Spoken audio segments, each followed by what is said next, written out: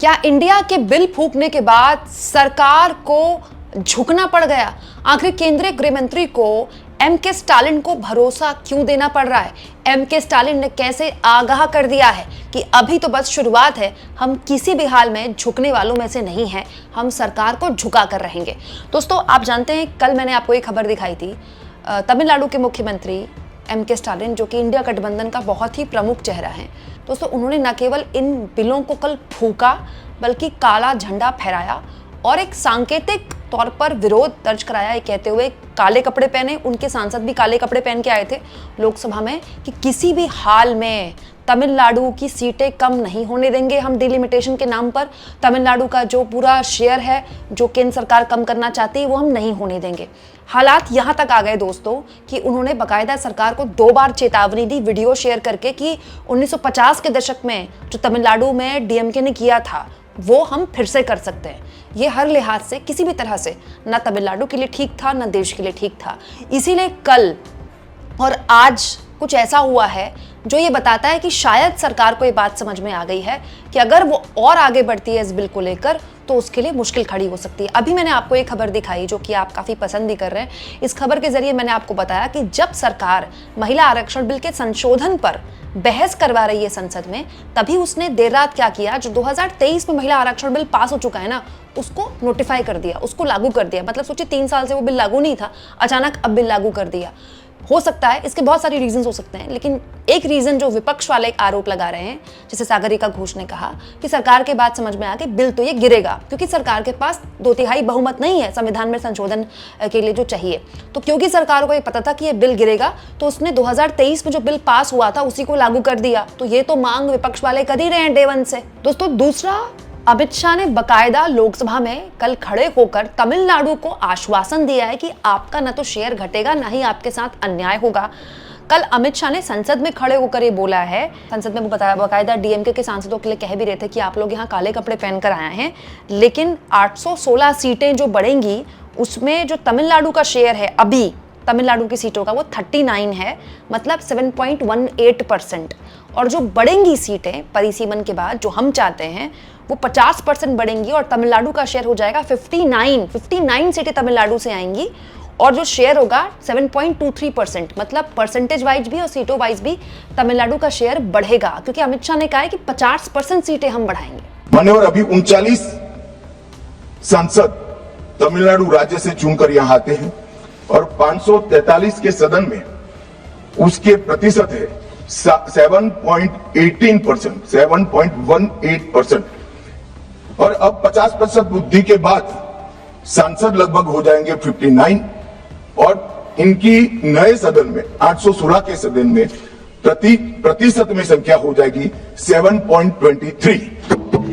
मैं फिर से एक बार रिपीट करना चाहता हूं, अभी तमिलनाडु की सदन में प्रतिशत स्ट्रेंथ 7.18% है, वो बढ़कर हो जाएगी 7.23।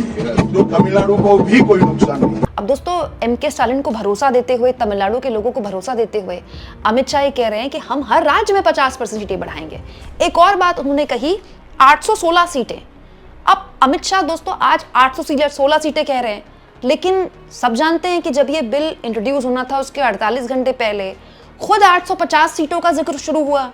तो ये 816 सीटें कैसी हो गई? पहले 850 सीटों का जिक्र हुआ, फिर अब 816 सीटों की बात कही जा रही है। तो सरकार को क्या करना चाहिए, इसको लेकर बहुत पारदर्शिता रखनी चाहिए, ट्रांसपेरेंसी रखनी चाहिए। सरकार एग्जैक्टली किस राज्य में कितनी सीटें बढ़ाने का प्लान कर रही है डिलिमिटेशन के जरिए? आप बिल पर बहस कर रहे हैं और आप ये नहीं बता रहे कि तमिलनाडु में कितनी बढ़ेंगी, यूपी में कितनी बढ़ेंगी, बिहार में कितनी बढ़ेंगी, हरियाणा में कितनी बढ़ेंगी। हालांकि जब ये सब कुछ सरकार ने किया, पुराना बिल लागू कर दिया और भरोसा दिया तमिलनाडु के लोगों को, तब तमिलनाडु के मुख्यमंत्री एम.के. स्टालिन ने कहा, हमारे कड़े विरोध और प्रदर्शनों के बाद माननीय प्रधानमंत्री और केंद्रीय गृह मंत्री ने कल संसद में मौखिक आश्वासन दिया कि तमिलनाडु के निर्वाचन क्षेत्र का आकार कम नहीं होगा। हालांकि जैसा कि कहावत है, शब्द और कर्म अलग अलग चीजें हैं। इस पर भरोसा नहीं किया जा सकता, ना ही इसे स्वीकार किया जा सकता है। इस विधेयक में परिसीमन आयोग को दी गई व्यापक शक्तियों के माध्यम से वे चाहें, जैसे चाहें, भविष्य में किसी भी समय भारतीय राज्यों के निर्वाचनिक क्षेत्र के आकार को अपने हिसाब से बदल सकते हैं। दरअसल दोस्तों, परिसीमन आयोग की बात की गई है इस बिल में। मतलब परिसीमन आयोग के जरिए सरकार के पास ताकत मिल जाएगी, वो जो जनगणना के हिसाब से चाहे जिस राज्य में जिस हिसाब से परिसीमन कर दे। तमिलनाडु के मुख्यमंत्री कह रहे हैं कि किसी भी हाल में हम बर्दाश्त नहीं होने देंगे, जल्दबाजी में हम इसको पारित नहीं होने देंगे। एक और बात जो तमिलनाडु के मुख्यमंत्री ने की है दोस्तों, वो ये की है कि इंदिरा गांधी और वाजपेयी जैसे पूर्व प्रधानमंत्रियों ने जो संविधान संशोधन के माध्यम से हमें सुरक्षा प्रदान की थी, उसके बारे में भी सरकार हमें पूरी तरह से भरोसा दे। हुआ क्या था दोस्तों, देखिए, जब हमारा देश आज़ाद हुआ और दोस्तों उसके बाद संविधान बना, तो ये तय हुआ कि हर 25 साल में डिलिमिटेशन होगा, मतलब परिसीमन होगा। क्योंकि आबादी बढ़ रही है, बदल रही है, लोग यहाँ से वहाँ शिफ्ट होते हैं, तो परिसीमन होता रहेगा। और क्योंकि उस वक्त से ही ये डिवाइड था, उत्तर भारत में ज़्यादा गरीबी थी, उत्तर भारत में इंडस्ट्रीज़ कम थी और उत्तर भारत में जनसंख्या ज़्यादा थी, और दक्षिण भारत में इंडस्ट्रीज़ उस वक्त भी ज़्यादा थी और उसके बाद वहाँ पर जनसंख्या भी अनुपात में कम थी।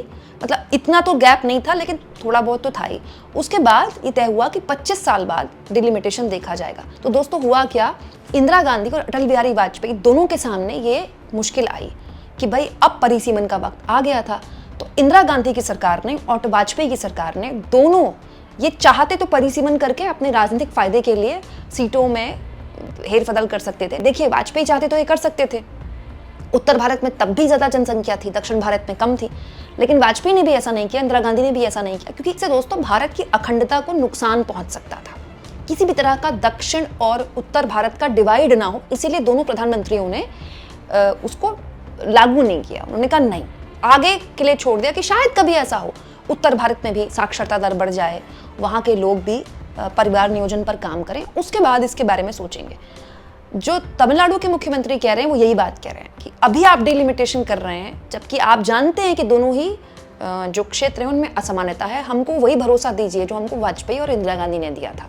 हालांकि दोस्तों, प्रधानमंत्री मोदी से जब कल पूछा गया था, दक्षिण भारत की ही एक सांसद ने, तो उन्होंने कहा भी था कि आप प्रॉमिस शब्द करेंगे तो मैं प्रॉमिस यानी कि वादा शब्द इस्तेमाल करने को तैयार हूँ, गारंटी शब्द कहते तो मैं गारंटी शब्द इस्तेमाल करने को तैयार हूँ, आप जो कहेंगे मैं कहने को तैयार हूँ। मैं आपको भरोसा देता हूँ, आपका अधिकार मारा नहीं जाएगा, किसी भी हाल में आपके साथ अन्याय नहीं होगा। अगर गारंटी शब्द चाहिए तो मैं गारंटी शब्द उपयोग करता हूं। वादा की बात करते हो तो मैं वादा शब्द उपयोग करता हूं। अगर तमिल में कोई अच्छा शब्द हो तो वो भी मैं बोलने के लिए तैयार हूं। लेकिन दोस्तों, तमिलनाडु के मुख्यमंत्री का एक साफ स्टैंड है कि भाई बोलने से कुछ नहीं होता, आप हमें लिख के भरोसा दीजिए, लिखित में। क्योंकि होता क्या, सरकार कुछ लिखित में दे देती है ना दोस्तों, संसद से कुछ पास हो जाता है तो वो उसको कोई नहीं बदल सकता। आप इस मुद्दे को किस तरह से लेते हैं, कमेंट बॉक्स में जरूर लिखें।